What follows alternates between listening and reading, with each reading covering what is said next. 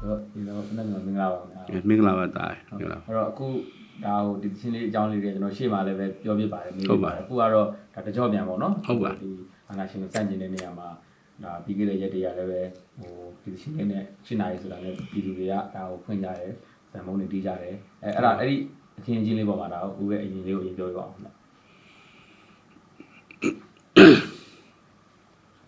်အခုဒီအခင်းချင်းပေါ်ပြောပြမယ်ဆိုရင်ဟိုဒါကတော့လိန်တော့ညာလို့မရတဲ့ကိစ္စပဲเนาะအရင်သိတာထင်ရှားလွန်းတယ်ပြည်သူလူထုကဘာလဲဆိုတာအဲ့မှာအဖြေရှာကြည့်လို့ရတယ်เนาะအဲ့ဒါပြည်သူပဲသူတို့ရင်ထဲမှာဘာတွေရှိလဲအခုလိုဒီအခြေအနေမျိုးမှာပေါ့ကျွန်တော်တို့ရွေးကောက်ဝယ်ပြီးကစားပေါ့เนาะပြည်သူတွေအကုန်လုံးကဒီကိုဗစ်ဆိုတဲ့ဒီယောဂကတ်ကြီးစိုက်နေတဲ့အချိန်မှာတော့အသက်အန္တရာယ်ကိုကြည့်မထားပဲနဲ့တချို့ဆို Facebook ပေါ်မှာပုံလေးတောင်တွေ့လိုက်တယ်တားတဲ့အမေအောင်မွေးကင်းစားလဲအနှီးလေးနဲ့လာမဲပေးတယ်ဆိုတော့ဒါကပြည်သူပဲလေအဲ့တော့ယဉ်ကျေးတဲ့လူအဖွဲ့အစည်းတွေမှာရှိတဲ့ဒီနိုင်ငံရေး policy တွေသဘောထားတွေတော်တော်များများဒီဘက်ခေတ်မှာလူကိုတန်ဖိုးထားတဲ့နိုင်ငံတွေပေါ့နော်ဒီ democracy စနစ်ဆိုလူကိုတန်ဖိုးထားတယ်လူရဲ့အခွင့်အရေးတွေကိုအပြည့်အဝစောင့်ရှောက်ကာကွယ်ပေးတယ်အဲ့တော့လူတွေမှာရှိတဲ့အခြေခံအခွင့်အရေးတွေမှာလွတ်လပ်စွာပြောဆိုခွင့်တို့လွတ်လပ်စွာထုတ်ဖော်ခွင့်တို့နော်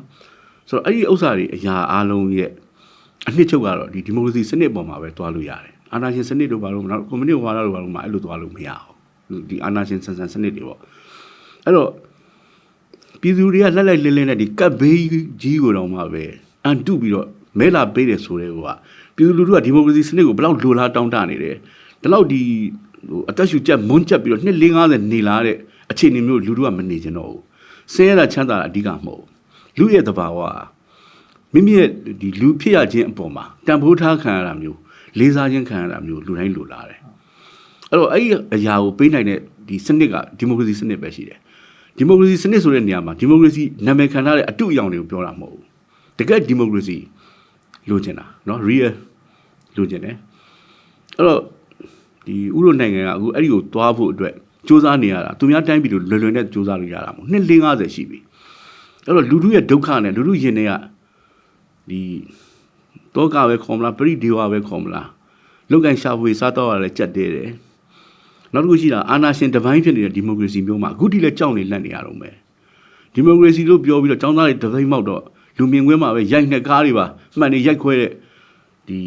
ီအာဏာပိုင်အဖွဲ့အစည်းရဲ့လက်ကင်ထုတ်ပေါ့နော်ဒီရက်တက်ဖွဲ့လို့ပါတော့ဒါမျိုးတွေကလည်းဒီဘက်ခက်တိမြင်နေရအောင်ဆိုလူတွေကဒီလိုခင်မျိုးမှာတကယ်မနေကြကြတော့ဘူးအဲ့တော့အခုဒီအာဏာသိမ်းလိုက်တယ်ဆိုတာကအဲ့လိုလူတွေမနေခြင်းတဲ့ခစ်ကိုနောက်ပြန်ဆွဲပြီးအတင်းပြန်ပို့တဲ့ကြိုးစားအထောက်အမှုမျိုးဖြစ်နေတယ်ဘယ်ပြည်သူတယောက်မှလက်ခံမှာမဟုတ်ဘူးဥရောတော့လာမမင်းနဲ့တော့နော်ဥရောကရှင်းလို့ရင်ဟိုပါပေါ့ရှင်းတယ်ဟိုလိုဒီလိုမရှိဘူးမကြိုက်ဘူးပဲလက်မခံဘူးဥကတစ်သက်လုံးလက်မခံခဲ့ဘူးဟိုတိတ်အများကြီးတော့ပြောစရာမရှိဘူးပြည်သူတူခုလုံနေတာပြည်သူကိုလေးစားတယ်ဆိုရင်ပြည်သူကိုတန်ဖိုးထားတယ်ဆိုရင်အဲ့ဒီပြည်သူလူထုရဲ့စံနာကိုလေးစားရမှာပေါ့နော်မလေးစားဘူးဆိုရင်လည်းလှုပ်ချင်လှုပ်ကြည့်ပေါ့ဟုတ်လားလှုပ်ချင်လှုပ်ကြည့်ပေါ့ပြည်သူကဒီတိုင်းနေတော့မဲ့ပုံတော့မပေါ်ဘူးနော်အဲ့တော့ဘာတွေဖြစ်ကုန်မလဲတိုင်းပြည်တပြည်တည်ငြိမ်အေးချမ်းမှုဟာပြည်သူနဲ့အာဏာရှင်နဲ့လွန်ဆွဲတဲ့အချိန်မှာလက်နက်ကင်ထားတဲ့အာဏာရှင်ကဇွတ်အတင်းအဓမ္မသူဖြစ်ချင်တဲ့နေရာကိုတွတ်သွင်းဖို့ကြိုးစားနေတဲ့အချိန်မှာပြည်သူလူထုဟာသူ့ရဲ့အစာပေါင်းများစွာလူဦးရေများပြားပြီးတော့ဥပမာအာဏာပိုင်အဖွဲ့အစည်းဆိုရင်စစ်တပ်တို့ရဲတို့အကုန်လုံးထည့်ပေါင်းလိုက်အောင်နော်4 5 6သိန်း9သိန်းပေါ့မပို့ပါဘူးလူကြီးတန်း50လောက်အရသားတွေပြည်သူတွေနေတဲ့အတိုင်းပြည်မှာအဲ့ဒီတန်း50ကအဲ့လူ4 5သိန်းလောက်ရဲ့အထင်းချုပ်ခံပြီးတော့တစ်သက်လုံးကျုံနေလို့ငုတ်ခံပြီးနေသွားမယ်ဆိုတာတော့တော်တော်အဓိပ္ပာယ်မရှိတာပဲအဲ့တော့ဒီဥစ္စာဖြစ်ထိုက်လို့ခက်တဲ့အနေထားတောင်းဆိုလို့ဒါ demand ပေါ့နော်ပြည်သူလူထုကကိုယ့်ရဲ့ရနေရတဲ့ရပိုင်ခွင့်ကိုနီးကိုဟန်နဲ့စတင်ထုတ်ဖော်လာတဲ့အချိန်လို့ဥကအဲ့လိုခံစားရတယ်ဟုတ်ကဲ့ပါဟုတ်အခုဒီချင်းလေးပေါ့နော်ဒီချင်းလေးကဒါခုနကပြောတကြောပြန်လာလွန်ခဲ့တဲ့နှစ်ပေါင်း30လောက်ကဒါပြည်သူပြည်သားတွေအားလုံးတင်ယူလဲဆိုခဲ့တဲ့ချင်းလေးခုလည်းတကြောပြန်အဲ့ဒီချင်းလေးအကြောင်းလေးကိုလည်းပဲဒါဟိုအရင်တော့ကတော့ဒါဟိုဒီဘက်နှောင်းလူတွေကတော့ဟိုအရင်တော့သမိုင်းတွေကိုပဲပြန်ကြည့်ပြီးတော့သိရတာပေါ့နော်ခုကတော့ဒီလူငယ်တွေကိုယ်တိုင်ကပါဒီချင်းကိုဒါဆိုနေကြပြီဆိုဒီချင်းအကြောင်းလေးကိုပြန်ပြောပြပါအောင်ဗျာဘိုးအနေနဲ့ဘယ်ကာလမှာ88တုန်းကထွက်ခဲ့တဲ့ချင်းဆို89မှာရေးခဲ့တာလားဘယ်ကလိုကာလမှာရေးခဲ့တာလဲဘယ်လိုမှုဖွာလာလဲရှင်းလေးလုံးနှစ်ပတ်လေရလဲသိမကြသေးဘူးလေ ဒီဘက်2021ကိုမကူးခင်၄လလောက်က August ပေါ့နော်ပြီးခဲ့ဒီဟို8လပိုင်းရပဲရှင်းလင်းလုံးနှစ်ပတ်နေလောက်ကြတယ်အဲ့တော့အဲ့တော့လည်းဒီသချင်းနဲ့ပတ်သက်ပြီးတော့ interview တွေတော်တော်များလာဘူးပါတယ်ဦးလည်းဖြေပါတယ်အဲ့တော့ဒါဟိုပါပေါ့ဦးတို့တိုင်းပြည်ကဒီတိုင်းပြည်ရဲ့နိုင်ငံရေး policy နဲ့လူထုရဲ့လိုလားတောင်းတတဲ့ဆန္ဒအပေါ်မှာမဆလာခေအပီးနော်ရှင်းလင်းလုံးရေးတော်ပုံကြီးဖြစ်တဲ့အချိန်မှာအဲ့ဒါပု္ပ္ပစာတစ်ပုဒ်ပဲဒါပေမဲ့အဲ့ဒီပု္ပ္ပစာဦးတို့ပြတ်အောင်မစားနိုင်ခဲ့တဲ့အကျွင်းကြံနေတဲ့ပု္ပ္ပစာပေါ့နော်ဥပမာတင်ချာမှာဆိုရင်အစားပု္ပ္ပစာတစ်ခုဆိုရင်သူကပြတ်အောင်စားရတယ်နော်မပြတ်ဘူးဆိုရင်ဒါအကျွင်းကြံတယ်အဲ့တော့ဦးတို့ကပြတ်အောင်မစားနိုင်သေးတဲ့ပု္ပ္ပစာတစ်ပုဒ်ကိုအခုပြည်သူလူထုကဆက်ပြီးတော့တွက်နေတဲ့အချိန်ပဲဒီတစ်ခေါက်တော့ပြတ်အောင်စားလိမ့်မယ်ထင်တယ်အဲ့တော့ဘာလို့ဆိုအကျွင်းကြံအောင်မယ်ဆိုရင်ဦးတို့တိုင်းပြည်မျိုးဆက်ကအရန်ကိုနစ်နာသွားလိမ့်မယ်အရန်ကိုလူအောက်ကြနောက်ကြနဲ့ကမ္ဘာအတိုင်းဝိုင်းအဖွဲ့အစည်းရမှာဦးတို့လိုလူတွေဦ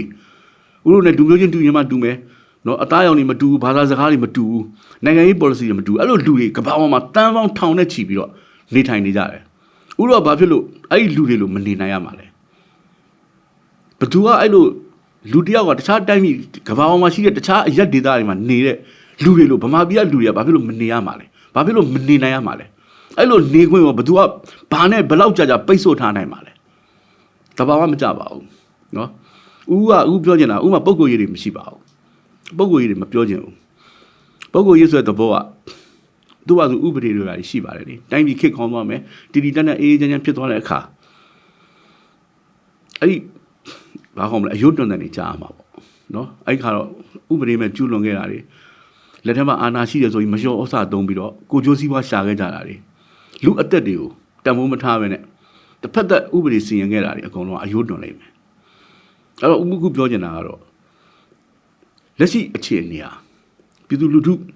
လိမ္မာပန်းတဲ့အခြေအနေလို့ဦးကအဲ့လိုမြင်တယ်ဦးအားရကျင်တတ်တယ်ဘာကြောင့်အားရကျင်တတ်လဲလူတွေကဒေါသကိုရှေ့တန်းမတင်မဲနဲ့ထိမ့်ချုပ်ထားနိုင်တဲ့ပြည်သူလူထုရဲ့အရေးချင်းကိုဒီတစ်ခေါက်မှတွေ့ရတယ်အဲ့တော့အာနာသိန်းတဲ့လူကစီးမဲ့ကမ်းမဲ့သိန်းသွားတာစီးမဲ့ကမ်းမဲ့သိန်းတယ်ဆိုတာဘာကိုပြောတာလဲဒါနားလည်လားမသိဘူးသူတို့ရေးထားတဲ့ဖွဲ့စည်းမှုအခြေခံဥပဒေထဲမှာအဲ့လိုအာနာသိန်းလို့မရဘူးအဲ့လိုအာနာသိန်းလို့မရတာကိုသိန်းနဲ့ကွာလို့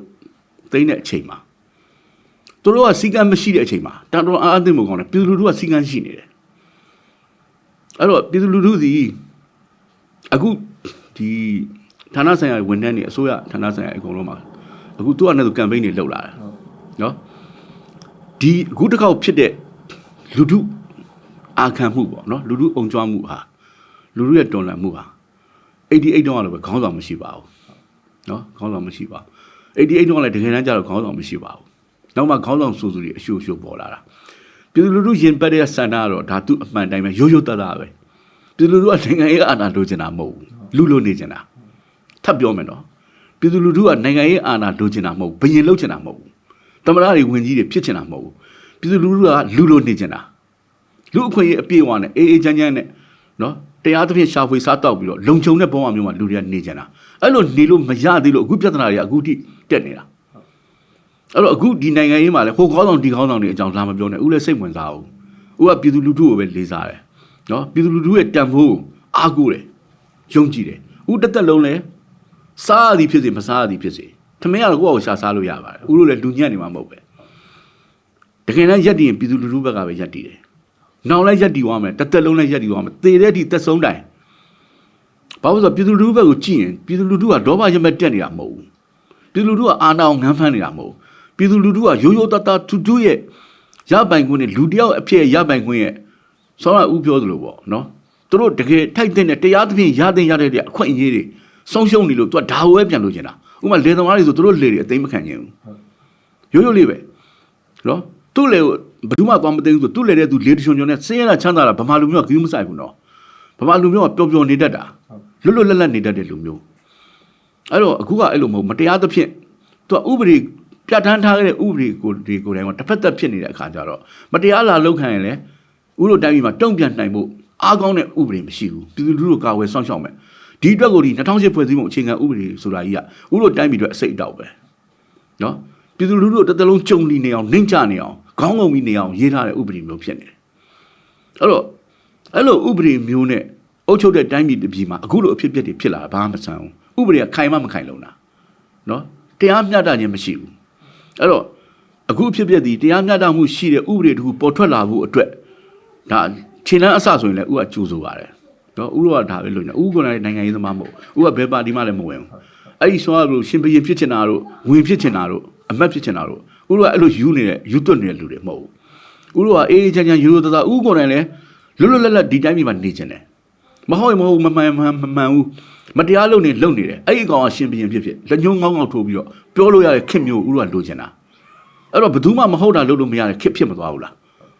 အဲ့လိုခစ်မျိုးဖြစ်ဖို့အတွက်လူတို့ကတွားချင်နေတာကိုအတင်းပိတ်ပင်တားဆီးထားတဲ့စနစ်ကအာဏာရှင်စနစ်ပဲအဲ့တော့အာဏာရှင်စနစ်မှာဘာဖြစ်လို့အတင်းပိတ်ပင်တားဆီးလဲသူတို့ကိုယ်တိုင်သူတို့ရဲ့လက်ပြမတန့်အောင်ပေါ့နော်သူတို့ကိုကြိုးစည်းဝါရှာခဲ့တာတွေတစ်ဖက်သက်အခွင့်အရေးယူခဲ့တာတွေအကုန်လုံးသူတို့ကတက်လုံးရာတက်မှန်ကာကွယ်ထားစေခြင်းတယ်ကာကွယ်ထားခြင်းတယ်အဲ့တော့လူတို့မတရားအလုပ်ခံတာတွေအကုန်လုံးကိုလေဒီတိုင်းပြီးသွားစေခြင်းတယ်ဘယ်ရမလဲညီလေးကနော်ဘယ်ရမလဲဒါဓမ္မပဲအဲ့တော့ဓမ္မနဲ့အဓမ္မမှာဓမ္မမှာဈေးစစ်လို့မရဘူးနော်ဥပမာ၅ပါးသီလစောင့်တဲ့လူတယောက်သွားပြီးတော့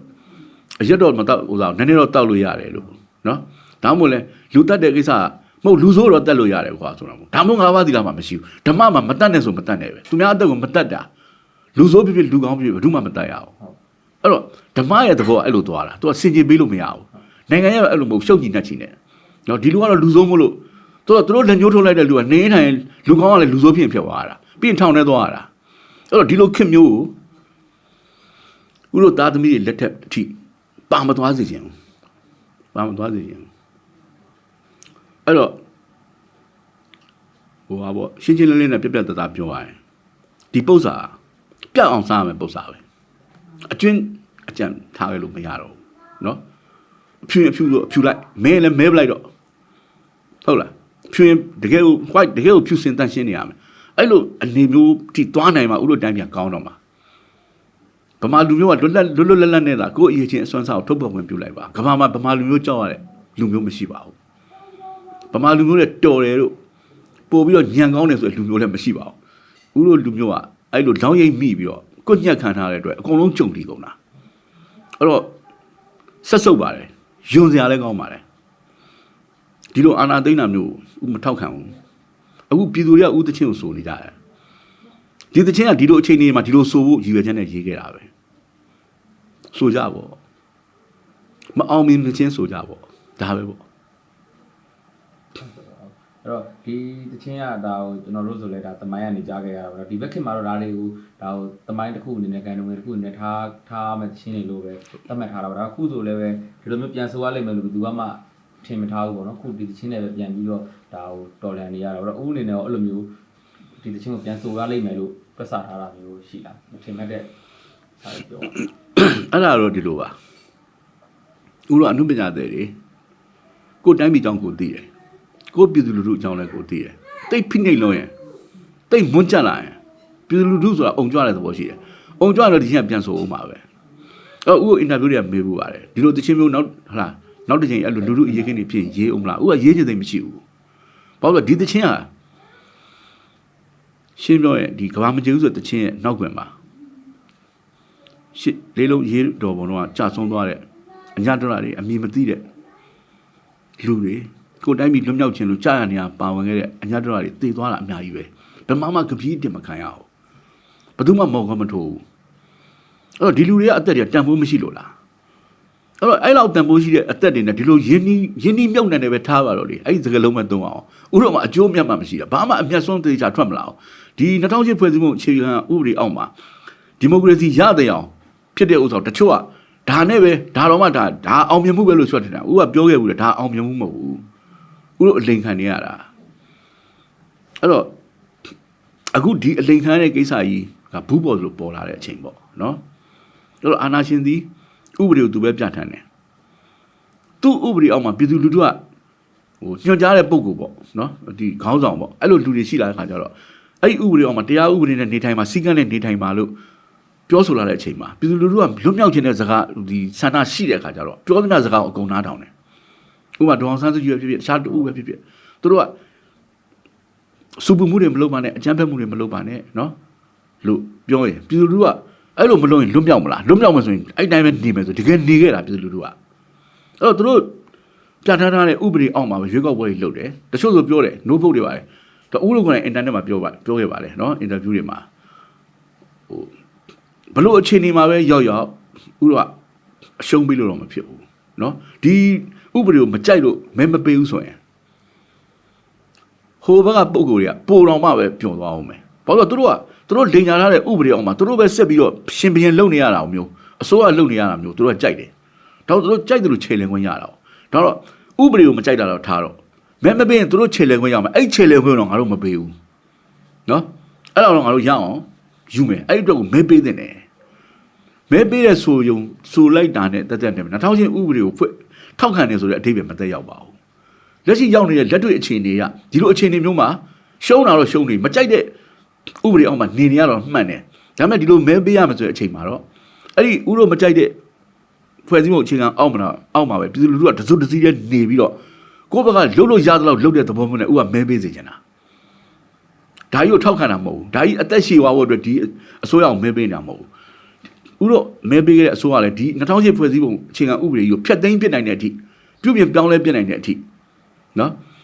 ်လှုပ်လို့ရသလောက်လှုပ်မှာပဲဆိုတဲ့ယုံကြည်မှုတွေအားကိုးမှုတွေဥလိုမှာပါတယ်ပြည်သူလူထုတစ်ခုလုံးမှာအဲ့လိုရှိတယ်ဘာမှပြည်သူလူထုကအခုကလုံသမျှခံနေရတယ်နှစ်နော်ခက်ဆက်အဲ့တော့အဲ့ဒီအတွက်ဥလိုကပေးခဲ့တာအခုအဲ့ဒီတို့ဒီပြည်သူလူထုမနစ်သက်တဲ့ပြည်သူလူထုအတွက်ရေးထားတာမဟုတ်တဲ့ဖွဲ့စည်းပုံအခြေခံဥပဒေအောက်မှာကိုဗစ်ကကာလာကြီးဖြစ်နေတာတော့အတက်နဲ့ရင်းပြီးတော့မဲပေးတယ်ဆိုတာအတိတ်ပဲမဲမဟုတ်ဘူးအခုအဲ့ဒီရက်လက်ကိုပါဖျက်ဆီးပလိုက်တယ်ဆိုတော့ဒါစော်ကားတာပဲဒီတိုင်းမှာအကျင့်ပါနေတနက်ရှိရင်ယူနီဖောင်းဝတ်ထားလူဘာဝလို့ရတယ်ဆိုတာအဲ့ဒီစနစ်ကို sorry ပဲဥမာအသက်10ချောင်းရှိလို့10ကတန်းရင်10ကပြန်ရှင်လာတဲ့ကပြန်ရှင်လာလိုက်ဒီချောင်းပဲပြောမှာဒါပဲဥကတိုက်ခိုက်မှာအဲ့တော့ဒါအခုမှပြောတဲ့စကားလည်းမဟုတ်တစ်သက်လုံးပြောလာတာဥကတစ်သက်လုံးပြောလာတယ်လူနော်ဥကမပြောရဘူးဆိုတာမရှိဘူးဥက right side တစ်ခုရှိရင်ဥကပြောရတယ်အသက်တစ်ချောင်းကိုနှမျောတဲ့အချိန်မှာနှမျောရတာနှမျောစရာမလိုတဲ့အချိန်မှာနှမျောနေစရာမလိုဘူးလူမှာဂုံတိတ်ခါဆိုတာရှိသေးတယ်ဂုံတက်ကကြာဆုံးပြီးတော့အသက်ရှင်နေရတာမျိုးတော့ sorry ပဲတတ်တာပဲဒါမျိုးလူမလုပ်ဘူးအဲ့တော့ဦးယုံကြည်ချက်တိုင်းတစ်သက်လုံးရက်လာတာအဲ့တော့လောလောဆယ်အချိန်တွေမှာသူတို့ရှိမှဒီသူတို့ဆိုတာဒီအာနာရှင်ကိုပြောတာနော်စစ်အာနာရှင်အုပ်စုပြောသူတို့ရှိမှကိုတိုင်းပြည်ကိုငဲတဲ့စိတ်လေးကိုပြည်သူလူထုကိုနည်းနည်းစာနာတဲ့စိတ်လေးနည်းနည်းရှိသွားတာနဲ့အခုကိစ္စပြည့်လည်သွားနိုင်တယ်ဒီတဲ့အချိန်တွေစိုးမလာဖို့တို့ကသူတို့ကအများကြီးတာဝန်ရှိတယ်သူတို့ကဘာလို့လဲသူတို့ကလက်ရှိမှာသူတို့လက်စုပ်လက်ကန်ယူထားတဲ့အတွက်သူတို့တာဝန်ပဲတကယ်လို့တိုင်းပြည်မှာသွေးထန်တန်တွေဖြစ်မယ်မတရားဖိနှိပ်မှုတွေဖြစ်မယ်ဖမ်းဆီးမှုတွေဖြစ်မယ်ဆိုအဲ့ဒီတရားခံဒီကောင်တွေပဲသူတို့ပဲပြည်သူလာမပြောနဲ့ပြည်သူကဘာလောက်ခံပိုင်ခွင့်မှာရှိတဲ့လူတွေမဟုတ်မတရားဖိနှိပ်လွန်အားကြီးလာရင်တော့ပေါက်ကွဲမှာပဲအဲ့ဒီပေါက်ကွဲကအပြစ်မဟုတ်ဘူးပေါက်ကွဲအောင်လှုပ်တဲ့မတရားဖိနှိပ်တဲ့လူမှသာအပြစ်ရှိတယ်ထိန်းချုပ်လို့ရနေတဲ့အခြေအနေရှိရတာနဲ့မထိန်းချုပ်ဘဲနဲ့ဒါကိုပို့ဆုံးအောင်လုပ်မယ်ဒီဟာကိုပို့ဆိုးလာတဲ့အခြေအနေပေါ်မှာအာဏာသိမ်းမယ်ဆိုတာယုံညံ့တာပဲယုံမှာတာပဲယွန်စရာကောင်းတာပဲလူမဟုတ်ရင်လုပ်ပေါ့ဟုတ်လားဦးပြောတ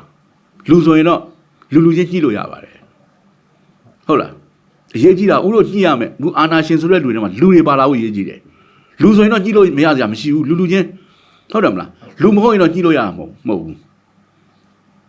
နော်လူချင်းမကြံမဲနဲ့ပိုးစိုးပက်ဆက်တွေလည်းလူမဟုတ်ရင်တော့လုံကောင်းလုံတာပေါ့လုံရဲတယ်လေသူကလူမမဟုတ်တာလူကတော့မလုံရဲဘူးလူမှာဟီရီအော်တဘရှိတယ်ဟီရီအော်တဘဆိုတာသိလားအရှက်နဲ့အကြောက်လူကရှက်တတ်တယ်ကြောက်လဲကြောက်တတ်တယ်တို့တော့ဒီရှက်ချင်းကြောက်ချင်းဆိုတာသူတစ်ပါးကိုမတရားလုပ်ရမှာမတရားသဖြင့်အသက်မွေးပြီးရှင်သန်နေရမှာမတရားသဖြင့်ချမ်းသာကြီးပွားပြီးစီးစိမ်ခံနေရမှာ哦တခြားလူတွေလက်ညှိုးထိုးခံရတဲ့ဘဝမျိုးနေရမှာရှက်လို့အဲ့လိုဘဝမျိုးနေရမှာကြောက်လို့ပြီးလူဆိုတာဘဝနဲ့မပြီးတန်နေရဆိုတာရှိသေးတယ်လောက်ထားတဲ့ကံရဲ့အကျိုးပေးတွေရှိသေးတယ်တန်နေရမှာဘယ်လောက်ထိခံရမလဲဆိုတာကိုကြောက်တတ်လို့လူလို့ခေါ်တာအဲ့ဒီဟီရီအော်တပတ်တရားနှစ်ခုမရှိရင်တရိษံမယ်အဲ့တော့ဆူတောင်းတယ်ဦးတို့လူတွေနဲ့ကြည်နိုင်ရပါစေလူချင်းကြည်နိုင်ရပါစေအဲ့တော့တရိษံလို့ဖြစ်လာလို့ကတော့တရိษံတိတ်တောင်းချမ်းနေလာရင်တော့လူကသူ့စောကိုစောတော့မှာပဲလေဟုတ်လားဒါပါပဲဦးပြောတာအဲ့တော့ဦးဒါခုနပြောတာဒီချင်းလေးရလဲစိုးနေကြတယ်ဒီခေတ်မှာသာဘောနော်ဒါဟိုဒီချင်းကိုပြန်ပြီးတော့ဒါရေးဖို့ပြန်ပြီးဖြည့်ခြင်းနဲ့ဘယ်လိုအကြောင်းအရာတွေဒီခေတ်နဲ့ကိုက်ညီအဲ့လိုမျိုးဖြည့်ခြင်းနဲ့ဆန္ဒဖြည့်ရမယ်ဆိုဘယ်လိုမျိုးစာသားတွေဖြည့်ခြင်းလဲမဖြည့်ခြင်းပါဘူးဖြည့်ခြင်းပါဘူးမှန်တာပြောရင်ဒီ88တုန်းကလည်းဦးတော်စိတ်မကောင်းဖြစ်ခဲ့ရတယ်စိတ်မကောင်းဖြစ်ခဲ့ဦးတယ် ဒါလည်းပြီးခဲ့တဲ့ဟိုနှစ်စိတ်ဟိုတော့လာမသိဘူးเนาะရှင်းလင်းလုံးဦးတစ်ခါပြောနေ interview မှာအခမ်းအနားဝဲလို့တော့အမမေးလို့ပြောပြဦးကဟိုပေါ့လူတွေအများကြီးတည်ထားပြီးတော့တည်သွားပြီးတော့အများကြီးဘဝပြောက်သွားတဲ့ကိစ္စမှာဒီချင်းကြောင့်ကဂုံယူမနေချင်ပါဘူးဂုံယူစရာလည်းမဟုတ်ပါဘူးအဲ့တော့တို့တော့ဒီချင်းကြီးကမှားတယ်လို့ပြောတာတော့မဟုတ်ဘူးဘာမှမတုံ့ပြန်နိုင်တဲ့လူသက်လက်နဲ့မရှိဘဲနဲ့တစ်ဖက်သက်ပြစ်ခတ်ခံရပြီးတော့လူစုလူဝေးတည်သွားတဲ့လူလည်းအများကြီးပဲအဲ့တော့တချို့ထောင်ထဲမှာမတရားညစ်ပတ်ပြီးတော့ဆက်ဆံခံရလို့ထောင်ထဲမှာဘဝဆုံးသွားတဲ့လူတွေလည်းအများကြီးပဲနိုင်ငံရေးသမားတွေတော်လိုင်းရေးသမားတွေအဲ့တော့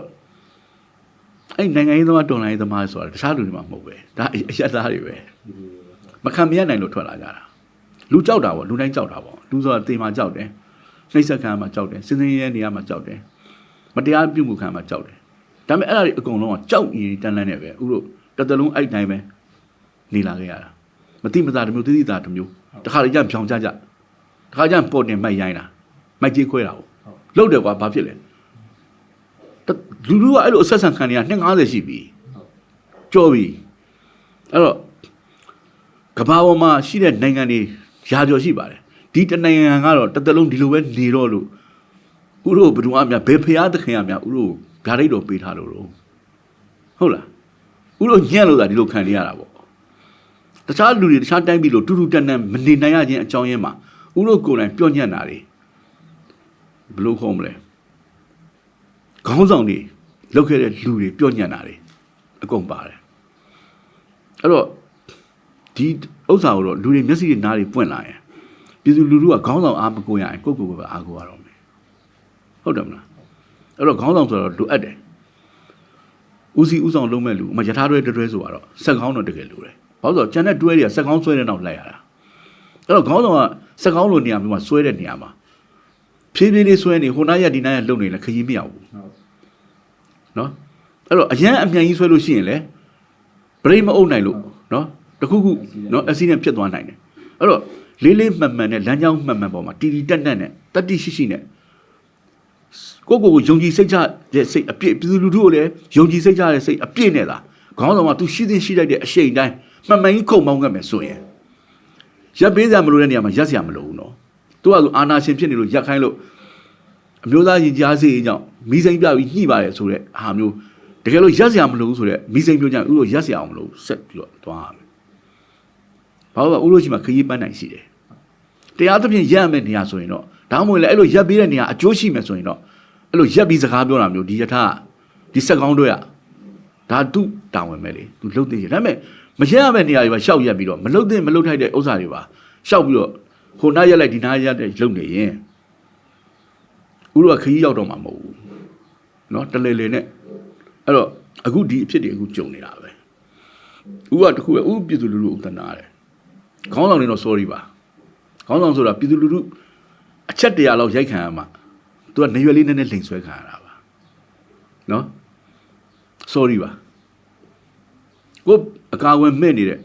ကိုပြည်သူလူထုပဲကိုတနာတယ်ဒါပါပဲဥကဒါပဲပြောချင်တယ်အခုညာတိုင်းအခုဥရောတိုင်းဒီမှာနေနေတဲ့တချင်းတန်နေဘယ်လိုကြားလာလို့ကြားတာပေါ့ဥဒီရက်ွက်ထဲမှာဆိုရင်အိုးဒီမှာစိုးနေကြဒီရက်ွက်ထဲမှာအဲ့တချင်းတန်တချို့ဘောက်ကြီးတွေဖွင့်တယ်တချို့အဲ့လိုဆိုကြတော်တော်နဲ့မရဘူးတချို့ကြောဆိုပြီးတန်မုံကြီးပြီးတော့တခါနောက်တစ်ချက်ထပ်ဆိုကြဥအိမ်ထဲကနေကြားနေရတာပဲအဲ့ဒီအချိန်မှာဥစိတ်ထဲမှာဒီတချင်းဆိုတာကျွန်တော်တို့ဆိုလဲကိုယ်တိုင်ဆိုတာရောကြားရတာရောဆိုတာကိုစပြီးတော့ intro ဝင်လာကြလေအောင်เนาะတသိန်းတွေပါထားရတော့ဒီလိုဒါခံစားမှုဖြစ်တာပေါ့เนาะအဲ့တော့ဥကိုယ်တိုင်လည်းပဲအဲ့လိုမျိုးရန်ကြားတဲ့အချိန်မှာကိုယ်တိုင်မွေးဖွားခဲ့သူပြောင်းနေတယ်ဖန်တီးခဲ့သူပြောင်းနေတယ်ဘယ်လိုမျိုးစိတ်တွေဖြစ်ပေါ်လာတယ်မတရားသဖြင့်ပြုမှုဆက်ဆံတာကိုဆက်ဆံခံရတာကိုစိတ်သက်ပိုင်းနဲ့ရောတစ်ဖက်ကမတရားသဖြင့်ကျူးလွန်နေတဲ့လူတွေထင်ထင်ရှားရှားသိအောင်ပြသတဲ့နေရာမှာဥသဖြင့်အတုံးကျနေတဲ့အတွက်ကိုပြည်သူလူထုအတွက်ဒါဥအချင်းကြီးမဖြစ်ဘူးပေါ့နော်အချင်းကြီးမဖြစ်ဘူးဒါဥရဲ့ဥတိုင်းပြည်မှာ လူရဲလို့ဖြစ်လာပြီးနောက်ပိုင်းမှာအခုဆိုဦးအသက်63နှစ်ပြည့်ပြီ64နှစ်တည်းရောက်နေပြီဟိုမင်းပြည်သူလူထုလည်းမင်းဘာတွေလုပ်ပေးနိုင်ခဲ့လဲလို့မေးမယ်ဆိုရင်တော့ဒီလိုမျိုးလေးတော့เนาะဒါလေးတော့ကျွန်တော်လုပ်နိုင်ခဲ့ပါတယ်နောက်တခြားလည်းဦးတက်နိုင်သလောက်ဦးကြပြားတွေနဲ့စာတွေနဲ့ဦးဒီပုံမှာဦးရက်နေတာဒါဦးလုပ်ပေးစရာရှိတာဦးဒါပဲလေဒါဒီတိုင်းပြန်ဦးကိုမွေးထားတဲ့အတိုင်းပြီဒီမှာပဲထမင်းစားတယ်ဒီရရေကိုပဲတောက်တယ်အဲ့တော့အနုပညာသမားဖြစ်လာတော့လေဒီတိုင်းပြည်ကလူတွေလက်ခုပ်တီးလို့အားပေးအားမြောက်ပြုလို့အဲ့ပြည်သူလူထုအတိမတ်ပြုလို့ဦးကအနုပညာသမားအနေနဲ့အနုပညာကြီးနဲ့ရက်တည်တာရတဲ့အနုပညာကြီးတွေပါဒါပြည်သူလူထုကမြောက်စားလို့ပေါ့ဦးကအစိုးရမြောက်စားခံတဲ့လူမဟုတ်ဘူးတစ်သက်လုံးပဲပြည်သူလူထုမြောက်စားခံတဲ့လူတခါတော့ကြပြားတစ်ပုတ်ရေးပြီးပါတယ်သူတို့ဟိုဘွဲတွေဒီဘွဲတွေပေးတယ်တက်တာပါမမက်ပါဘူးပြည်သူလူထုကအုံးမခွက်တစ်လုံးပဲပေးရင်ဦးကျင်တတ်ပြီနော်ငါတို့ကတော့ပြည်သူလူထုကစင်းရဲတယ်ဘာမှပေးစရာမရှိဘူးအုံးမခွက်လေးတော့ဒီအုံးမခွက်ကိုတော့ဘွဲဒစိကြီးနေနဲ့ယူပါဆိုရင်ဦးကအဲ့ဒါကြီးကိုခေါင်းထဲမှာထားရင်ပါအဲ့ဒါဦးစိတ်တက်နဲ့ဦးခံကြကဒီတိုင်းပဲအခုဒီလိုမျိုးစုံနေကြတယ်သူတို့မှာခုခံကာဝယ်စရာလက်နဲ့မဲ့တွေလေတခုခုတော့ရှိရမှာပေါ့အဲ့ဒီရှိရတဲ့ပစ္စည်းကိုဦးဖန်တီးပေးနိုင်ခဲ့တဲ့အတွက်ကိုတော့ဦးကျင်တတ်ပြီတယ်ကျင်တတ်ပါတယ်ဦးကိုဟုတ်ကဲ့ဒါဟိုအနုပညာဒီမှာတယောက်အနေနဲ့တိုင်းပြည်ပေါ်မှာဟိုပေးဆက်တဲ့ပဲခေါ်မှာပေါ့နော်ဟိုပေးဆက်တယ်လို့မပြောချင်ပါဘူးတာဝန်ကြည့်တယ်ဒါလည်းပါကြီးကျယ်နေမှာစကလုံးနဲ့မပေးဆက်ပါဘူးပေးဆက်တာမဟုတ်ပါဘူးဦးတိုင်းပြည်နဲ့ဦးတို့တိုင်းပြည်ကဦးရဲ့ပေးသက်ပြည်သူလူထုရဲ့ကျေးဇူးဦးကတိတက်တာကျေးဇူးတိတက်တဲ့လူပါနော်သူဒါတော့ပဲပြောချင်တယ်ဟုတ်ကဲ့အဲ့တော့အခုဒါဦးတို့ခေတ္တကလည်းဒါဦးတို့ပိုင်းလေးကဦးတို့တက်ရွယ်ရောက်ဒါတာဝန်ကြည့်ခဲ့ကြရပေါ့နော်ဒီလူနဲ့လူရက်ခဲ့ရခုဒီဘက်မှာဆိုလည်းလူပညာရှင်တွေရတာခေတ္တိုင်းပေါ်နေတာပဲပေါ့နော်အဲ့တော့ဒီဘက်လူငယ်လူပညာရှင်တွေမျိုးဆက်တွေပေါ်မှာဦးနေနဲ့ဘယ်လိုမျိုးဟိုဝါရဲ့လူပညာမှာဒီပြောင်းနေတဲ့ဒီလိုမျိုးပြောချင်တာဒီလိုမျိုးဒီလူတွေရေးကိစ္စတွေမှာဟိုပါပေါ့ဗမာလိုကြီးလာမယ်ဆိုရင်အလိုလိုသိမှာပါဦးလို့ရှိမှ38ပြမင်္ဂလာတို့ဘာတို့ရှိပါတယ်ကတိညုတကတဝေဒီသူတဘာရဲ့ဂျေဇုကိုသိတတ်တာကို့ကျွေးမွေးပြုစုစောင့်ရှောက်လာတဲ့ကို့မိဘအစပေါ့နော်ကို့ဆွေမျိုးအတိုင်းဝိုင်းတခါကိုယ်တိုင်လူလားမြောက်လာတဲ့အချိန်စွမ်းဆောင်နိုင်လာတဲ့အချိန်မှာအဲ့ဒီကိုစွမ်းဆောင်မှုတွေအတတ်ပညာတွေနဲ့တဖန်ပြန်ပြီးတော့ကိုကျေးဇူးပြုမိကိုခဲ့တဲ့နော်မိဘတွေနောက်ကိုနေခဲ့တဲ့အတိုင်းပြီးပြန်ကျေးဇူးပြုတာပြန်သိတတ်တာအဲ့ဒါ38ပြန်မင်္ဂလာထဲမှာလည်းပါပါတယ်အဲ့တော့ဦးတို့တိုင်းပြည်မှာခက်တာအခုဒီကိုလူမျိုးကိုချစ်ဖို့ဘာညာပြောရတာလဲတော်တော်ခက်စကလုံးကသုံးစားမရတော့အောင်ဖြည့်ဆည်းခံထားရတယ်မျိုးချစ်စိတ်တို့အမျိုးသားရေးတို့ဘလို့လောင်ဖြစ်လာလဲဆိုတော့အဲ့လိုပြောလာတဲ့ဟောင်းမှာပြောလာပြီဆိုယွန်းတဲ့စိတ်ဖြစ်တယ်ဦးစိတ်ထဲမှာယွန်းစရာကောင်းတဲ့လူတွေပါဇက်တွေကိုအဲ့လောက်တန်ဖိုးရှိတဲ့စကလုံးတွေရောက်ကုန်တာလဲဦးတို့တိုင်းပြည်ရဲ့ရှင်းပြောရင်ဟိုလူမျိုးစင်ဆက်နဲ့ပတ်သက်ပြီးဖြည့်ဆည်းခံရတာပဲအဲ့တော့အခုဘလို့ဖြစ်ကုန်လဲဆိုတော့ဒီဟာဟိုလှောင်ပြောင်စရာစကလုံးလိုဖြစ်နေတယ်ဘာလို့ဆိုအဲ့စကလုံးအတုံးချပြီးတော့လှုပ်ရှားရတဲ့လူတွေကအများများတယ်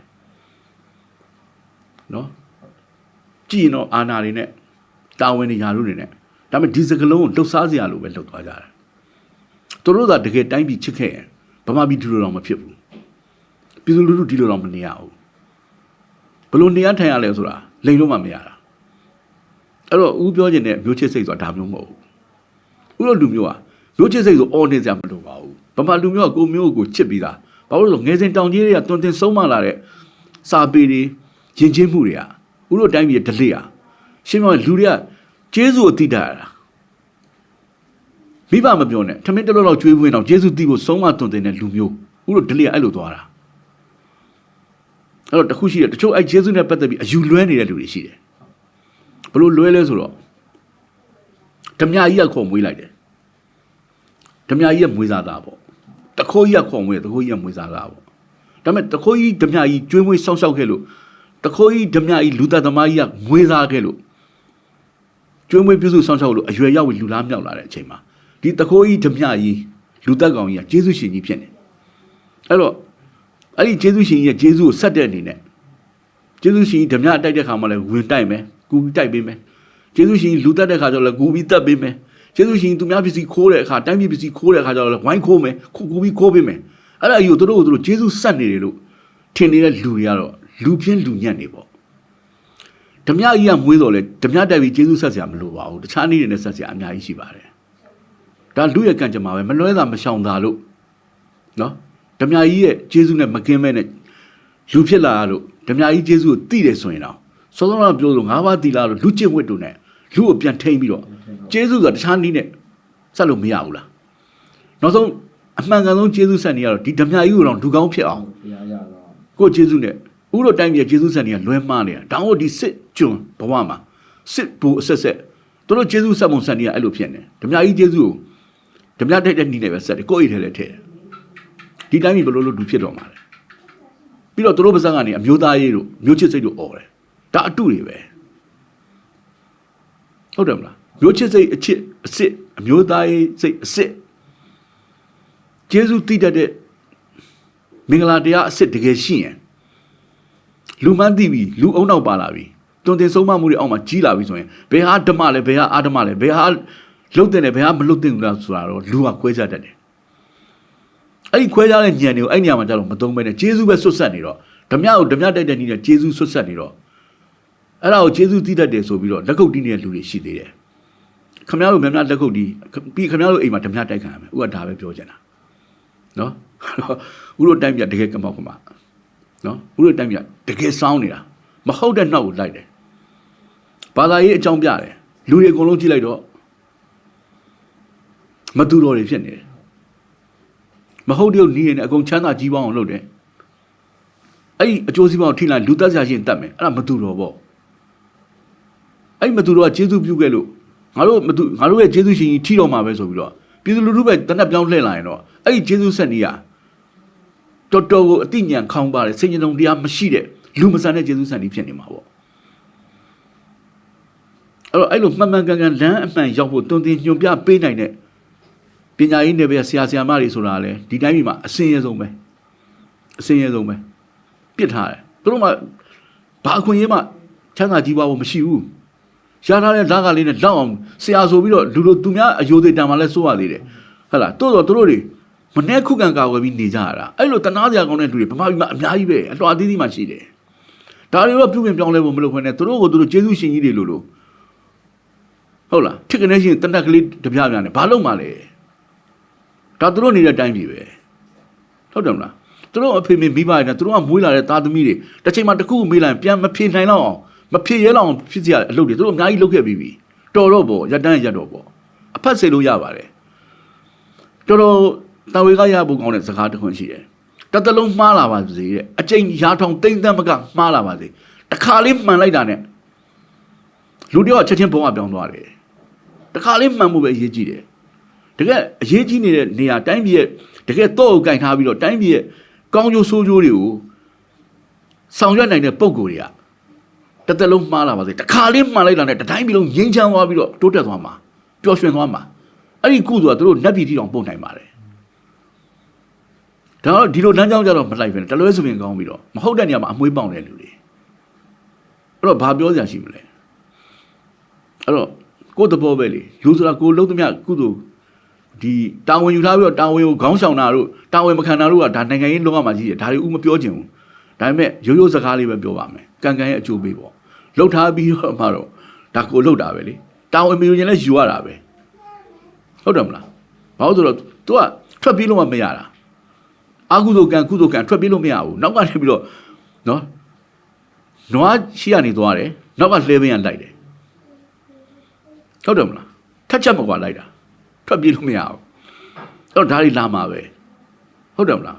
ကတော့အေဂျင့်စီကျင်တယ်ကိုပြည်သူလူထုတွေးထွက်တန်ကိုတွေပါမဖြစ်စေချင်ဘူးနော်အဲ့တော့အခုသူတို့အိမ်ထဲကမထွက်ဘူးနော်တန်မုံတွေတီးကြချင်းဆိုတယ်အမတန်ဘေးကင်းတယ်မကောင်းဘူးလားစန့်ကျင်မှန်းလည်းသိတယ်လမ်းပေါ်ထွက်နေစရာလိုလို့လားဒီလိုနီးနဲ့စန့်ကျင်လို့ရပြီဆိုတိပြီဆိုရင်လမ်းပေါ်ထွက်ပြီးတော့လူလူကြီးနဲ့စူပူအောင်ကြွနေစရာမလိုပါဘူးနော်မလိုပါဘူးဆိုတော့လုံးဝမတုံးအောင်လို့ပြောနေရမှာမဟုတ်ဘူးနော်လိုလောက်တဲ့အထိလိုလာရင်တော့လေဒါကတော့လေရှင်းပြောရင်အခြေအနေရပေါ့မဟုတ်လားဒါပေမဲ့ဦးပြောနေတာဒီလိုမျိုးနဲ့ဦးတို့တပိတ်မှောက်လို့ boycott ဆိုလို့ရနေပြီဆိုတာသိရင်အခုဆိုရင်ဦး internet မှာဖတ်သတင်းတွေကြားတယ် ဗမာပြည်ကဒီဆရာဝန်ဆရာမကြီးတွေစိတ်ယုံကြီးအသီးသီးကနေကမ်ပိန်းလုပ်တယ်နော်ဒါရှင်းပြောရင်ကိုမနစ်မြို့တဲ့လူကိုတင်မြောက်ထားတာမဟုတ်တဲ့လူကကိုအုပ်ချုပ်ဖို့လူပြီးအုပ်ချုပ်တဲ့အတွက်အဲ့ဒါကိုပညာရှိနည်းနဲ့သူတို့ဆန့်ကျင်တာပဲဘယ်တော့ကောင်းလဲကဲဘယ်တော့မှအန်ဒရပေးလို့မရဘူးဟုတ်တယ်မလားအဲ့တော့အဲ့လိုပဲတခြားသောဌာနဆိုင်ရာတွေယုံနေတိုင်းမျိုးအုပ်ချုပ်နေတဲ့ရန်နေရတွေအကုန်လုံးကစစ်မှန်တဲ့ခေါင်းဆောင်လို့ပြောတယ်လူတွေကိုလည်းဥပပြောရင်ဒေါအောင်ဆန်းစုကြည်လို့လည်းမထင်နဲ့ဘူးဒေါအောင်ဆန်းစုကြည်ကိုပြောနေရမဟုတ်စစ်မှန်တဲ့ခေါင်းဆောင်ဆိုတာလို့ရကန်ရကနေတွားသူလာလိမ့်မယ်ဒါညာလို့မရဘူးတကယ်အကျိုးရှိလားတကယ်လုံခြုံသွားသလားတကယ်မလုံခြုံသေးရင်တော့စစ်မှန်တဲ့ခေါင်းဆောင်လို့ရောရောင်ပြီးអော်နေလဲအလကားပဲစစ်မှန်တဲ့ခေါင်းဆောင်ရဲ့နော်အုပ်ချုပ်မှုအောက်မှာနော်ထိမ့်သိမ့်မှုနော်လမ်းညွှန်မှုအောက်မှာတတိုင်းပြည်တော့လုံလုံခြုံခြုံအေးအေးချမ်းချမ်းနဲ့နေသွားနိုင်ဖို့အတွက်တိုင်းသူပြည်သားကိုယ့်အကိုရွေးချယ်ခွင့်ကိုရှိတယ်ဟုတ်လားကိုယ့်ကာဝယ်ပေးမဲ့လူလေကိုယ့်ကာဝယ်ဆောက်ရှောက်ပေးမဲ့လူကိုယ့်လုံခြုံမှုပေးမဲ့လူနော်ကိုယ့်ဘဝတစ်လျှောက်လုံးကိုယ့်မိသားစုကအစမတရားမထွန်းကားတဲ့တိုင်းပြည်မှာနေနိုင်အောင်ဆောင်ရွက်ပေးမဲ့လူတွေအဲ့လိုလူတွေကိုပြည်သူလူထုကိုယ်တိုင်ရွေးချယ်ခွင့်ရှိတယ်ရိုးရိုးလေးပဲအဲ့ဒီရွေးချယ်ခွင့်ရှိတဲ့ဥစ္စာကြီးကိုဖျက်သိမ်းလိုက်ပြီးတော့ကြိုက်မကြိုက်ငါတို့မင်းတို့ကြိုက်မကြိုက်မင်းတို့တင်ရင်တော့မုန်းနေလေအုပ်ချုပ်တယ်ကွာဆိုရင်တော့အဲ့လိုအုပ်ချုပ်မှုမျိုးပြည်သူလူထုအနေနဲ့လက်မခံဘူးတီးမခံဘူးကန့်ကွက်တယ်ဆိုတာတဘာဝမကြောက်ဘူးလားဒါတဘာဝကြောက်တယ်အဲ့လိုလုပ်နေရပဲတိုးတော့အဲ့လိုစန့်ကျင်တဲ့နေရာမှာဆောင်းပြောလို့ကမ်ပိန်းတွေလုပ်တယ်နော်မလိုအပ်ဖ ೇನೆ ကမ္ဘာမှာဂရင်းနဲ့စန့်ကျင်တော့ဝင်သွားအောင်မယ်လူတယောက်မှလမ်းပေါ်မထွက်ဘဲနဲ့ဒီတိုင်းပြည်မှာအစိုးရအာခံသွားတယ်အဲ့အစိုးရဘလို့မှအုပ်ချုပ်လို့မရလို့ဆင်းပေးလိုက်ရတယ်ဆိုတာပုံမကောင်းဘူးလားဟုတ်လားအဲ့တော့တေးရှင်တကယ်ဖြစ်လာတဲ့88လိုဟာမျိုးကြတော့လေတမျိုးပေါ့မဟုတ်လားသူကသူဒါအခြေအနေကြောင့်ဖြစ်သွားတာလေဥကအဲ့လိုအခြေအနေမျိုးမရောက်စေချင်ဘူးနော်မရောက်စေချင်ဘူးဆိုလို့တို့အရှုံးပေးလိုက်မယ်လို့ပြောတာမဟုတ်ဘူးတခြားနည်းနဲ့အများကြီးရှိတယ်အိန္ဒိယမှာဆိုမဟာတမဂန္ဒီအလှနည်းနဲ့ပဲအင်္ဂလိပ်အစိုးရကြီးကအာဏာကိုရအောင်ပြန်ယူခဲ့တယ်အလှနည်းနဲ့ပဲဂန္ဒီဘက်ကလူတွေကသူများကိုရိုက်နှက်တာလို့တွေးတော့တော့ဘယ်သူမှမလုပ်ဘူးသူများလုံးရငုတ်ခံနေတာဒါပေမဲ့သူတို့ရဲ့ရည်ရွယ်ချက်နဲ့ကမပြောင်းလဲပါဘူးဒါပဲတက်တောင်းနေတာအရိုက်ခံပြီးတော့ဒါပဲတောင်းနေတာအဲ့တော့ဘာဖြစ်လဲဆိုတော့တိုင်းပြည်မှာတွေးတဲ့တန်ကိုလည်းမရှိဘူးတစ်ဖက်ကတက်ချင်တဲ့လူတက်ချင်တာတော့မှနှိမ့်ဆက်ချင်တာတော့မှနှိမ့်ဆက်ရမယ့်တက်ကွင်းပြကွင်းတွေကိုလူတို့ကရောက်မလာဘူးကိုယ့်အိမ်မှာကိုယ်လုံလုံချုံအေးဆေးနေပြီးတော့မကောင်းဘူးလားငနဲ့ကြာကြာလေးလို့ထိရောက်လာမှာပါထိရောက်သွားမှာပါနော်ဥပဆန္ဒကတော့ပြည်သူတွေကိုတွေးမစုစေခြင်းဘူးနော်ဒေါသတွေမကြီးစေခြင်းဘူးဘာဖြစ်လို့လဲတွေးစုခြင်းဒေါသကြီးခြင်းဟာအားနည်းချက်တစ်ခုဖြစ်သွားပြီးတော့အဲ့တော့အခွင့်ကောင်းယူမဲ့အစင်လာရရှိခဲ့ဘူးလေအဲ့ဒီအထဲကိုထပ်ပြီးတော့ရောက်ထပ်ပြီးတော့အဲ့လိုမျိုးအခွင့်ကောင်းယူခံရမယ်ဆိုရင်အရင်ဒီအတိုင်းပဲတိုင်းပြည်ကစူပူနေလို့မင်းမဲ့ဇယိုက်တွေဖြစ်နေလို့ဆိုပြီးတော့အာဏာပြန်သိမ်းသွားတာမျိုးလေဖြစ်သွားနိုင်တယ်လူတွေလည်းနေထိုင်အလကားနေနဲ့တန်ဖိုးရှိတဲ့အသက်တစ်ချောင်းဆုံးရှုံးသွားနိုင်တယ်ဒီလိုလည်းမဖြစ်စေချင်ဘူးနော်အသက်ဆိုတာတကယ်အရေးကြီးလာလို့နော်ဘလို့မှမလုပ်ရင်မရတော့ဘူးဆိုလို့ဆွန့်လွတ်လိုက်ရတာတမျိုးဟုတ်လားဦးပြောတာဦးကအဲ့လိုပြင်တယ်မလို့အဖက်နဲ့အင်အားကိုချိန်ဆပြီးသုံးဖို့နော်ကိုအသက်ကိုလည်းကိုစောင့်ရှောက်ဖို့မလို့အဖက်နဲ့အသိခံစရာမလိုပါဘူးဟုတ်လားမလို့အဖက်နဲ့အဖမ်းခံစရာမလိုပါဘူးဟုတ်လားအဲ့တော့ညံကိုသုံးရမယ်ဥလို့ညံမရှိတဲ့တော်လိုင်းရေးမျိုးတော့မဖြစ်ဘူးနော်ညံရှိရမယ်တတိုင်းပြည်လုံးအခုဘယ်သူမှတော့တိုင်ပင်မထားဘူးဘာကောင်းဆောင်မှလည်းမညွှန်ကြဘူးသူကဆိုအခုထားပြီးတော့ကမ်ပိန်းတွေကလုပ်တယ်ဟုတ်လားအခုဌာနဆိုင်ရာကြီးကြီးညာအခုလေးဦးအင်တာနက်မှာတွေ့လိုက်တယ်မြေထားဝန်ထမ်းတွေမြို့ကြီးနားလို့အကုန်လုံးရုံပိုင်နေစင်းရင်းနေတက်လာပြီအလုံးမစင်းတော့ဘူးနော်သူတို့ဒီလက်အောင်မှာအလုံးမလုပ်ချင်ဘူးဘာလို့လဲသူတို့တင်မြောက်ထားတာမဟုတ်ဘူးဒီလိုဇွတ်ယူလို့ရဆိုအစင်လားဗမာပြည်မှာဥလို့ရှုံးသွားရင်အဲ့ဒါတမိုင်းဝင်သွားလိမ့်မယ်ဥလို့တိုင်းပြည်ကတစ်သလုံးကျိုးတော့မှာဟုတ်လားခုချိန်ကတော့အသက်ပေးပြီးတော့ဖြစ်ဖြစ်ဒီဟာကြီးကိုဖျက်သိမ်းပြရမယ်ဒီအစင်လာကြီးကိုရိုက်ချိုးပြရမယ်ဒီအစင်လာတော့ဘယ်တော့မှမအောင်မြင်တော့ဘူးလို့လူတွေရဲ့ခေါင်းထဲရောက်သွားအောင်အသိဉာဏ်နဲ့ရောက်သွားအောင်နောက်တစ်ခုလက်နဲ့ကင်ထားတဲ့ခေါင်းတွေကိုလည်းနားလည်သွားအောင်ဥလို့လုံးမှဖြစ်တော့မယ်ဒါနောက်မြန်မာနိုင်ငံကိုဥလို့ချစ်ရင်ဥကလေးလေးလူလားမမြောက်သေးဘူးသူတို့ကနောက်မြန်မာနိုင်ငံပဲဟုတ်တယ်မလားသူတို့အတွက်ဥလို့ကလမ်းရှင်းပေးရမှာဥလို့လူကြီးတွေလေဟုတ်တယ်မလားသူတို့ကောင်းကောင်းမနေထိုင်နိုင်ဖို့လူလိုသူလိုနေဖို့ကမ္ဘာမှာတခြားနိုင်ငံတွေနဲ့ရှင်လို့ရှိရင်ဗမာလူမျိုးဆိုအောက်တန်းမကြဘူးသူတို့အဲ့လိုခင်မျိုးရောက်ဖို့ဥလို့မတောင်းမရှိဘူးလားဥလို့လုပ်ပေးရမှာမဟုတ်ဘူးလားအခုစာနာပြနေတယ်ကိုမနစ်မြို့တာကိုမတရားပြုတ်မှုတာကိုဥလို့လက်မခံဘူးဆိုတာအဲ့ဒီကလေးတွေအတွက်နောင်ရေးအတွက်နောင်လာမဲ့မြန်မာနိုင်ငံအတွက်ဥလို့လုပ်နေတာပဲဥက63နှစ်ရှိပြီ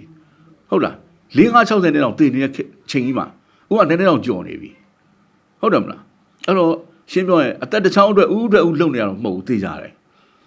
အဲ့တော့ဥလို့လူတွေဗမာပြည်မှာအများကြီးပါတကယ်ပြည်သူလူထုဟာသူရဲကောင်းဆိုဂျိုးမပါပါဘူးနော်ဥကြပြတစ်ပုတ်ရေးဥပါတယ်သူရဲကောင်းဆိုဂျိုးပေါက်နေရမဟုတ်လူတိုင်းကိုလည်းအထင်မသေးပါနဲ့နော်အဲ့တော့ဥကဒါပဲပြောနေတာတကယ်မျိုးချစ်တဲ့လူတွေတကယ်နော်ဟိုအသက်ကိုဗဒါနမထားပဲနဲ့ကိုယ်တိုင်းပြည်နဲ့ကိုယ်လူငယ်မျိုးဆက်တွေနော်ကိုယ်လူမျိုးအဲ့ဒါမှတကယ်အမျိုးချစ်တာအဲ့ဒါမှမျိုးချစ်စိတ်အစ်စ်ဟုတ်လားအဲ့ဒါမှကိုယ်တိုင်းပြည်ကိုစောင့်ရှောက်တဲ့တကယ်အမျိုးသားရေးဝါဒအစ်စ်အဲ့ဒါမှအခုအလကားနေអော်နေတဲ့သိရမလားအမျိုးဘာသာသာသနာအတုတွေယွံဖို့အရန်ကောင်းတယ်တစ်သက်လုံးဗမာပြည်မှာအစင်လာကောင်းခဲ့တဲ့နော်ဗြိတိရှအင်္ဂလိပ်လက်အောက်မှာဖိနှိပ်ခံလို့လူမျိုးချင်းကိုယ်လူမျိုးမဟုတ်တဲ့လူကကိုယ်ဖိနှိပ်လို့ပေါ်လာတဲ့ဝမ်ယဘီလို့အတင်းကြီးတောင်ဘယ်လောက်နစ်နာလဲအခုအလကားအတင်းကြီးဖြစ်နေပြီ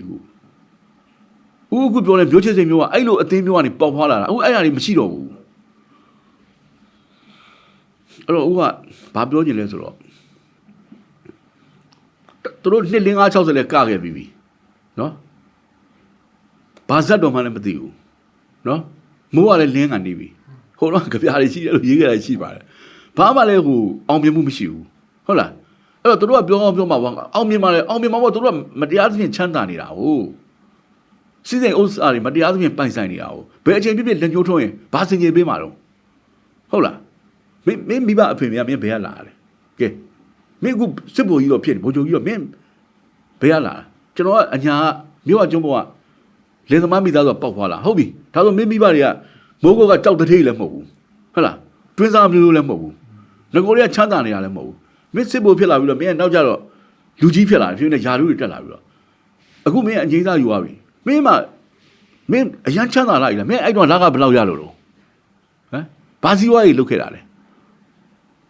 ဘာဖြစ်လို့ဒီလောက်ဒီမင်းချမ်းသာနေရလဲဘလို့ဖြစ်မလဲဖြစ်နိုင်လားပြည်သူလူထုကြည့်တော့မှမနေ့ကညစာချို့ပေါင်းနေရတယ်ဟိုတလောဆိုကြားမှာပါလှိုင်းသားမှာထမင်းတောင်ဝဲတော့ရတယ်ဒီလိုတိုင်းပြည်မျိုးလေဒီလိုတိုင်းပြည်မျိုးဥရောဘာမှမပြောဘူးဥရောဘာကောင်းနေတော့ဒါဥရောကိုယ့်အလုပ်ကိုလုပ်နေတာမတရားဘူးဒါဒီဟာလက်မခံဘူးတတလုံးနေကြလို့တော့မရဘူးခွေးမောင်းလို့မောင်းချမှာပြည်သူလူထုကဒါပဲပြောမှာဘူးကဒီလိုမျိုးဇိန်နဲ့သိရမလားအကုန်လုံးအနိုင်ရပြီးတော့စောက်ယူတွေယူနေတာ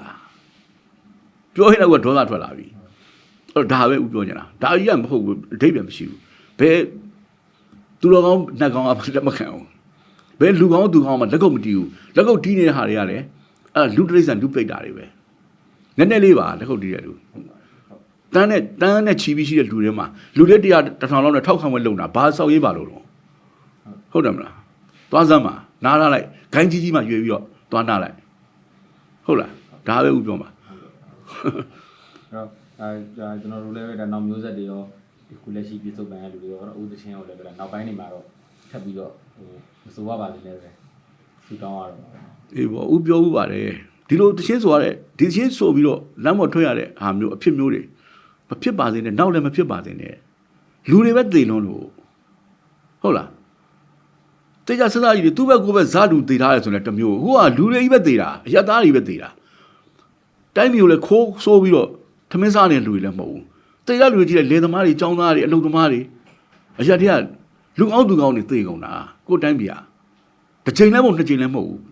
တာစစကြီးကြာတော့တီးခံစရာလားတီးခံနေတော့ဥရောကတကယ်လူနှုံ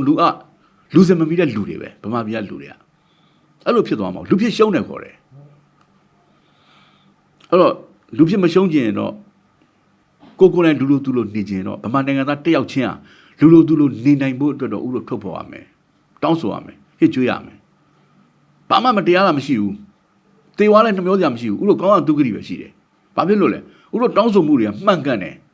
နော်သူတို့ဘာပေါ့အဘိဇာတွေနဲ့နော်အိဆာအိဒါမစ္စရိယနဲ့မနာလိုစိတ်တွေနဲ့လိုချင်စိတ်တွေနဲ့လောဘရမက်တွေနဲ့ဥလို့ဒါတွေကိုတောင်းဆိုနေတာမဟုတ်ဘူးဥလို့အဲ့လိုတောင်းဆိုပြီးတော့တကယ်လူအခွင့်အရေးအပြည့်အဝနဲ့တိုင်းပြည်ရပြီဆိုရင်ဥလို့ဘာလုပ်ရမှာလဲကိုထမင်းကိုရိုးသားရှာစားအောင်ပါဥလို့ခိုးထားဝတ်ထားရင်လည်းစားမှာမဟုတ်ဘူးဥလို့ပြည်သူလူထုဟုတ်လားကိုထမင်းကိုရှာစားနေတော့ဟိုလူကြောက်ရတယ်ယူနီဖောင်းတွေကြောက်ဟာဘာလဲမရှိတော့ဘူးကဘာပေါ်မှာတခြားတိုင်းပြည်မှာနိုင်ငံအများကြီးမရောက်ဘူးပါဘူးဟိုတလောကပြီးခဲ့တဲ့လောက်က2019လောက်လားမသိဘူးမှာဗာလဲဩစတြေးလျစာပေဟောပြောပဲဖိတ်လို့တော်တော်အားတင်တယ်ဘူး စိတ်မကောင်းတော့ဖြစ်တယ်ငါတို့တွေဘယ်လိုနေရတာလဲဆိုအကောင်းနားလည်သွားတယ်နားလည်သွားတယ်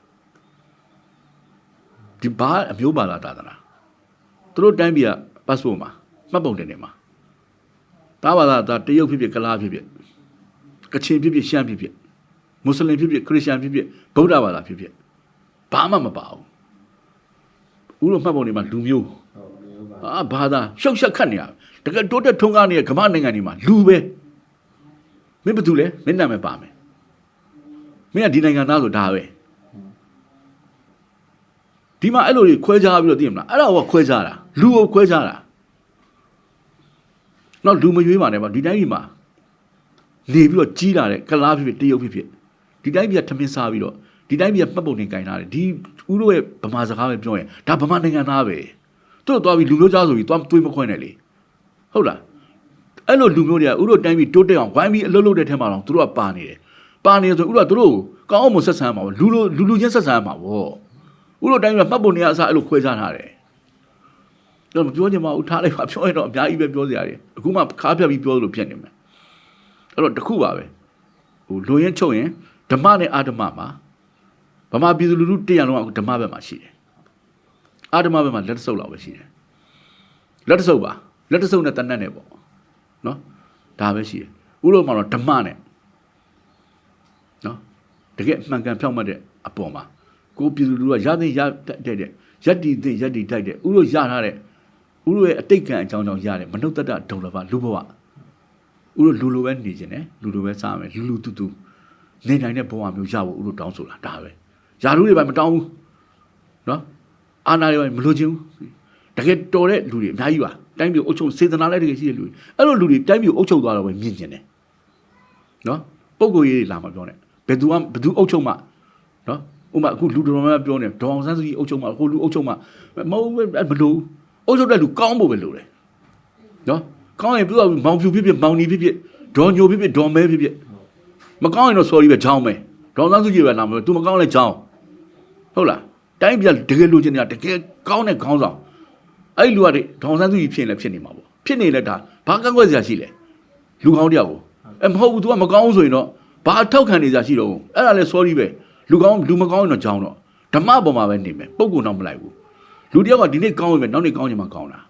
ဟုတ်တယ်မလားမနေ့တော့စိုးနေမယ်ဒီနေ့လူကောင်းဖြစ်နေဖြစ်သွားတာ